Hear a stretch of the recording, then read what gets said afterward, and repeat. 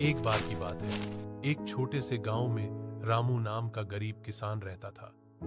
उसका घर गांव के किनारे एक पुराने पीपल के पेड़ के पास था। गांव वाले कहते थे कि उस पेड़ पर एक भूत रहता है, लेकिन रामू मेहनती और ईमानदार था। उसे इन बातों पर विश्वास नहीं था। एक दिन रात को रामू अपनी गाय गौरी को लेकर जंगल की तरफ गया, क्योंकि उसका रास्ता खेतों से होकर गुजरता था और वह वहीं से घास लाता था। आसमान में बादल घिरे थे, ठंडी हवा चल रही थी।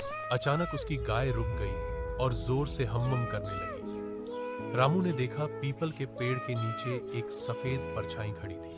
रामू डर तो गया, लेकिन उसने हिम्मत जुटाई। उसने ऊंची आवाज में कहा, कौन है वहां? तभी वह परछाई पास आई।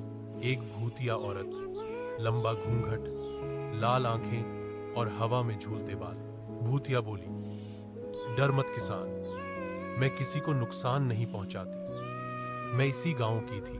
कई साल पहले एक तूफान में मारी गई थी। मेरी आत्मा तभी से इस पेड़ में बंधी है। जब तक कोई सच्चा इंसान मेरी आत्मा को मुक्ति नहीं देगा, मैं यहीं रहूंगा। रामू ने हिम्मत से पूछा, मैं क्या कर सकता हूं?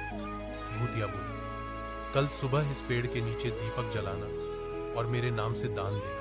रामू ने ऐसा ही किया। अगले दिन जब उसने दीपक जलाया तो हवा में एक मधुर आवाज आई, धन्यवाद रामू, अब मैं मुक्त हूं। और उसी पल वो पीपल का पेड़ हल्की रोशनी में चमक उठा।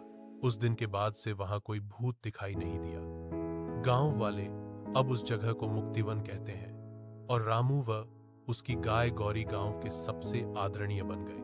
क्या आप चाहेंगे कि मैं इस कहानी को थोड़ा डरावनी या भावुक शैली में फिर से लिख दूं?